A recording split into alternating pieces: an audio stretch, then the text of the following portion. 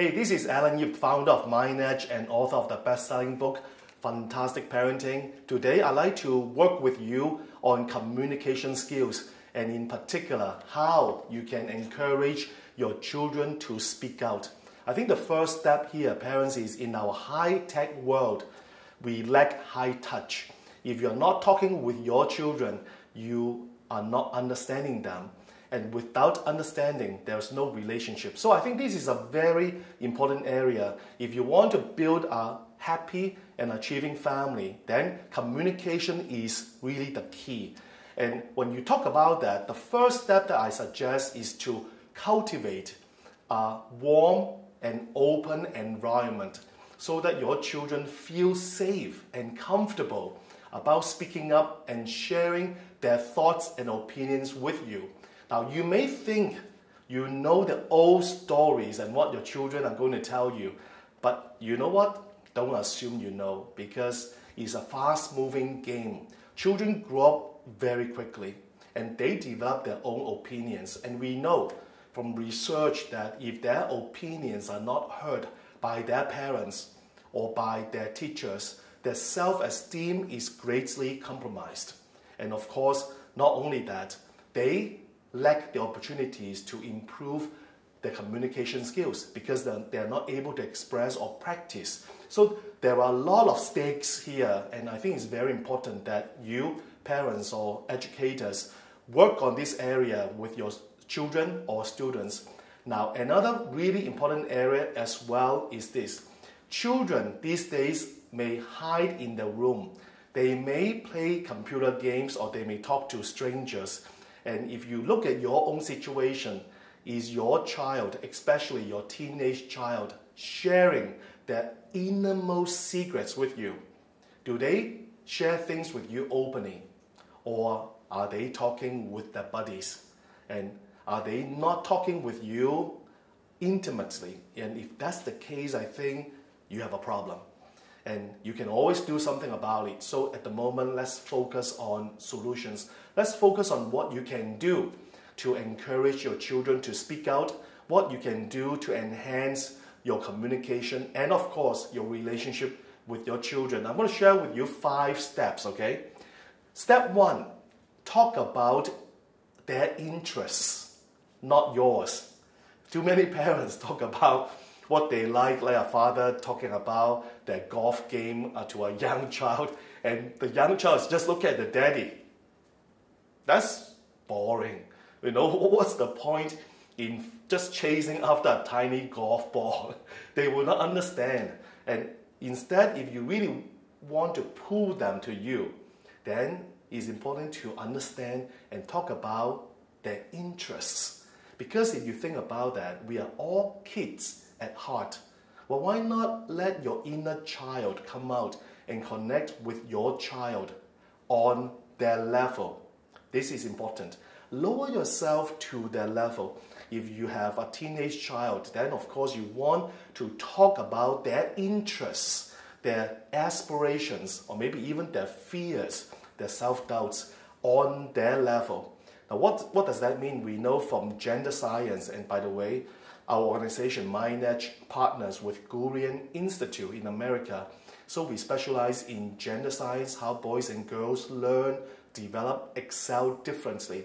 And a tip for you is if you're talking to your daughter, then it's very good to talk with your daughter face to face. All right? Of course, eye contact is very important with anyone.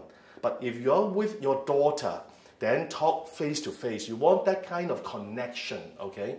If you are with your teenage boy, you know what? A really good way is for you to just take a walk, especially daddy and your son side by side, because that's how we connect, how men and boys connect side by side. And when you're taking the walk with them, it's very natural, it's very comfortable. Just talk about things, what's happening in school, what's happening with their friends, what's happening with their hobbies, their interests, and so forth. So talk about their interests, very important. And that way, you at least can break the ice right away.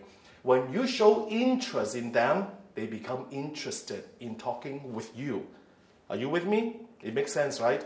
And second step here, never talk down to your children, no matter what their age. In fact, if you really want them to develop a healthy level of self-esteem, it's really important to talk with them, not to them. And never look down upon them, never talk down to them. Instead, maybe you can just sit down with them on the sofa or even sit down on the floor. So make it very comfortable, very nurturing, not non-threatening, not threatening rather. And so talk with them and truly understand what's on their mind. Very, very important. Step number 3, focus on the act, not the actor or the actress. Because I know these days, when you're talking with your children, especially your teens, you may find their language or the hip language irritating, okay? And they're using different jargons and things like that. And of course, they also think probably that your opinions are old-fashioned. Maybe they think, hey, your views are so uncool. But the point is this, you want to learn about what they have to say, what they want to share with you. So please don't pick on them and in terms of, hey, speak proper English, okay? What kind of grammar is that? Or you pay too much attention to the hairstyle or the clothing, and if you do that, they're not going to talk to you next time. If you just focus on the act of sharing, the act of talking with them, then you change the whole game, because now they suddenly feel, hey, daddy is interested in me. Mommy wants to hear what I have to say. So this is a very important step. And the 4th step, okay, is give them feedback. That is, as you are listening to them, as you're talking with them, smile. If you're interested, right, your face should not be like a face of a horse, a long face, and then you're not happy. And no, if you show that kind of non-verbal signals, they're not going to talk to you, because if they want to talk with you when you're interested. And that's why if you are not talking with them, or if they have not been talking with you, it's because maybe you have not shown the proper signals to them. When you talk with them, nod your head. Ask some questions from time to time, or maybe you at least give them some encouragement to continue, right? You can say, hey, that's interesting. Wow, really?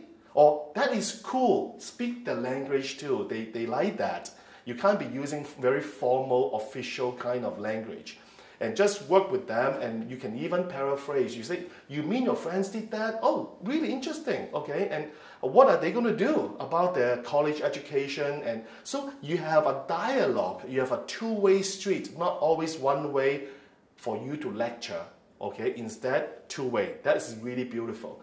And last step, okay, and that is if you have said hurtful words or if you have done something wrong, say sorry. That's right.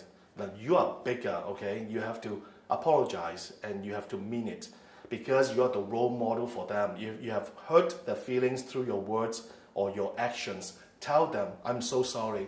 Daddy didn't mean that, okay? I should not have used those harsh words. I'm very sorry, and I will improve. I will do better next time.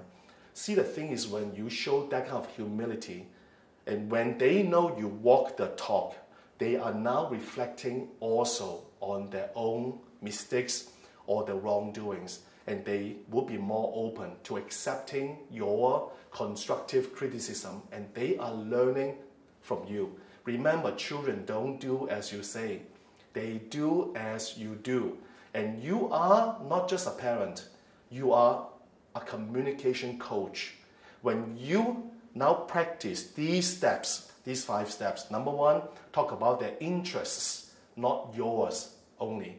Number 2, what? Never talk down to your children, no matter their age. And number 3, focus on the act of sharing, the act of communicating, not the actor or actress. And number 4, give them feedback, give them encouragement so they will continue to open up their communication channel with you. And of course, the last step, and that is say sorry or apologize if you have said something wrong. And with that, you know what? You'll be on the way to now rebuilding the bridge of communication with them. And once again, parents or teachers, when you are doing it right, you will have the right results in your communication and your relationship with your children. So with that, go ahead, test drive them. And at the moment, ask yourself, what is the first thing I need to be doing right now? If you have benefited from this sharing, well, please also spread the word and share this video with other people you care about, your friends, your colleagues, or your family members. With that, I look forward to working with you again. Remember, live with passion and love without condition.